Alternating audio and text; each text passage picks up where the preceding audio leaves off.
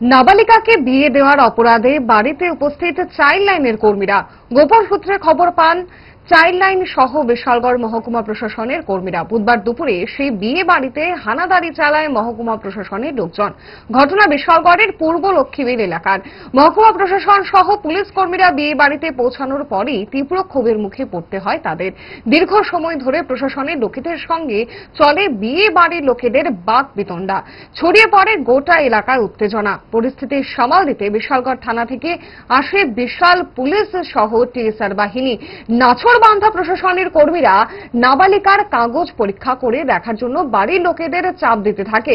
অবশেষে চাপের মুখে পড়ে নাবালিকার জন্মসালের নথি দেখানো হয় প্রশাসনের আধিকারিকদের।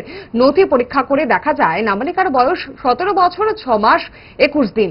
এরপরেই বিয়ে বন্ধ রাখার নির্দেশ দেয় প্রশাসন। প্রশাসনের আধিকারিকরা এই বিয়ে যেন না হতে পারে তার দিকে কঠোর নজরদারি রাখতে বলেন পুলিশকে। মহকুমা প্রশাসনের তরফ থেকে নাবালিকার পরিবারকে জানিয়ে দেওয়া হয়েছে বৃহস্পতিবার শিশু কল্যাণ কেন্দ্রে বর এবং কনের অভিভাবকরা যেন সশরীরে হাজির থাকেন। এই ঘটনায় তীব্র চাঞ্চল্য দেখা দিয়েছে পূর্ব লক্ষ্মীবিল এলাকায়। মহকুমা প্রশাসনের আধিকারিক ঘটনা সম্পর্কে জানান, আমাদের অ্যাডমিট কার্ড যেটা তারা শো করলো সেটার মধ্যে আমরা দেখলাম যে মেয়ের বয়স 18 বছর হয়নি, 17 বছর 6 মাস 21 দিনের মতো হয়েছে। তো সেই নিরিখে আমরা তাদেরকে বলেছি যে এখানে আজকে আর কোনো ধরনের বিয়ে শাদী হতে পারবে না। পাশাপাশি আমরা থানাকেও বলে দিয়েছি যে একটা ক্লোজ ভিজিল রাখার জন্য, যাতে কোনো অবস্থায় বিয়েটি না হয়। তো তার সঙ্গে তাদের যে মেয়ের যে বার্থ সার্টিফিকেট এবং অ্যাডমিট নিয়ে আমরা অরিজিনাল নিয়ে এসেছি।